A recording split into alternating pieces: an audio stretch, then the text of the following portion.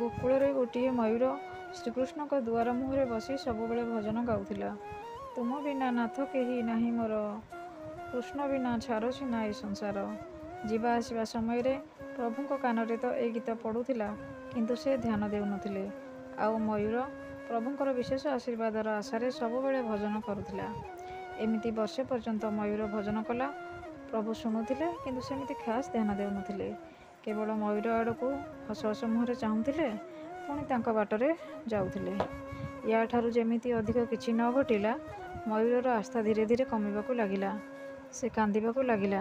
ସେହି ବାଟରେ ଗୋଟିଏ ଶାରୀ ଉଡ଼ି ଯାଉଥିଲା। ସେ ମୟୂରକୁ କାନ୍ଦୁଥିବାର ଦେଖି ରୋକିଗଲା। ତାକୁ ଆଶ୍ଚର୍ଯ୍ୟ ଲାଗିଲା ଯେ ମୟୂରଟି କେତେ ଅଭାଗା ହୋଇନଥିବ, ଯିଏକି ସେହି କଷ୍ଟହର୍ତ୍ତା ପ୍ରଭୁଙ୍କ ଦ୍ୱାରରେ ବସିକି କାନ୍ଦୁଛି, ଯେଉଁଠିକି ସମସ୍ତଙ୍କର କଷ୍ଟ ଦୂର ହୋଇଥାଏ। ଶାରୀଟି ମୟୂର ପାଖକୁ ଆସି ତା'ର କାନ୍ଦିବାର କାରଣ ପଚାରିଲା। ମୟୂରଟି ବର୍ଷକର ଘଟଣା ସବୁ କହିଲା। ଶାରୀଟି କହିଲା, ମୁଁ ବର୍ଷାନାରୁ ଆସିଛି, ତୁମେ ମଧ୍ୟ ମୋ ସହିତ ସେଠାକୁ ଚାଲ। ଦୁହେଁ ଉଡ଼ିଗଲେ ବର୍ଷାନାକୁ।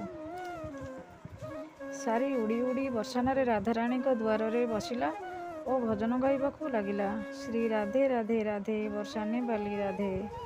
ଶାରୀଟି ମୟୂରକୁ ବି ଶ୍ରୀ ରାଧାଙ୍କର ଭଜନ କରିବାକୁ କହିଲା। ମୟୂରଟି ଚେଷ୍ଟା ତ କଲା ବହୁତ, କିନ୍ତୁ ତା'ର ତ ବାଙ୍କେ ବିହାରୀଙ୍କର ଭଜନରେ ଅଭ୍ୟାସ ଥିଲା। ସେ ବର୍ଷାନାରେ ବି ପ୍ରଭୁଙ୍କ ଭଜନ କରିବାକୁ ଲାଗିଲା। ତୁମ ବିନା ନାଥ କେହି ନାହିଁ ମୋର, କୃଷ୍ଣ ବିନା ଛାରଛି ନା ଏ ସଂସାର। ଶ୍ରୀ ରାଧାଙ୍କ କାନରେ ଯେମିତି ଏ ଭଜନ ପଡ଼ିଛି, ସେ ଦୌଡ଼ି ଦୌଡ଼ି ଆସି ମୟୂରକୁ ନିଜର ହଜିଥିବା ପରିଜନଙ୍କ ଭଳି କୋଳେଇ ନେଲେ। ତା'ର ଖୁବ୍ ଚର୍ଚ୍ଚା କଲେ ଓ ପଚାରିଲେ ସେ କେଉଁଠୁ ଆସିଛି। ମୟୂରଟି ଆତ୍ମବିଭୋର ହୋଇ କହିଲା, ଶୁଣିଥିଲି ଆପଣ କରୁଣାମୟୀ ବୋଲି, କିନ୍ତୁ ଆଜି ନିଜ ଆଖିରେ ଦେଖିଲି। ମୟୂରଟି ଶ୍ରୀ ରାଧାଙ୍କୁ କହିଲା, କିପରି ବର୍ଷେ ହେଲା ସେ ଶ୍ୟାମ ଶ୍ୟାମ ଜପୁଥିଲା ଓ ପ୍ରଭୁ ତାକୁ କେବେ ଟୋପେ ପାଣି ବି ଦେଇନାହାନ୍ତି। ଶ୍ରୀ ରାଧା ମୟୂରଟିର ଅଭିମାନକୁ ବୁଝିଗଲେ ଓ ତାକୁ କହିଲେ, ତୁମେ ଗୋକୁଳ ଯାଅ ଓ ଏଥର ସେ ଭଜନ ଜାଗାରେ ଜୟ ରାଧେ ରାଧେ ରାଧେ ବର୍ଷାନା ବାଲି ରାଧେ ଗାଇବ। ତା'ର ଇଚ୍ଛା ତ ହେଉନଥିଲା କରୁଣାମୟୀଙ୍କୁ ଛାଡ଼ିକି ଯିବାକୁ, ତଥାପି ସେ ଗୋକୁଳ ଆସିଲା ଓ ରାଧେ ରାଧେ ଗାଇବାକୁ ଲାଗିଲା। ଯେତେବେଳେ ପ୍ରଭୁଙ୍କ କାନରେ ରାଧାନାମ ପଡ଼ିଲା, ପ୍ରଭୁ ଦୌଡ଼ି ଆସି ମୟୂରକୁ କୋଳେଇ ଧରିନେଲେ ଓ ସେ କେଉଁଠୁ ଆସିଛି ଓ କେମିତି ଅଛି ପଚାରିଲେ। ଏ କଥା ଶୁଣି ମୟୂରଟି ରାଗିଗଲା। ସେ କହିଲା, ହଁ ରେ ଛଳିଆ, ବର୍ଷେ ଯାଏଁ ଆପଣଙ୍କ ନାମ ଜପ କଲି, ତଥାପି ମୋତେ ଥରେ ବି ପାଣି ଟୋପେ ଦେଇନାହାନ୍ତି। ଆଜି ଯେତେବେଳେ ମୁଁ ଦଳ ବଦଳାଇଦେଲି, ମୋ ପାଖକୁ ଦୌଡ଼ି ଆସିଛନ୍ତି। ଭଗବାନ ହସ ହସ ମୁହଁରେ ପୁଣି ପଚାରିଲେ, ତୁମେ କେଉଁଠୁ ଆସିଛ?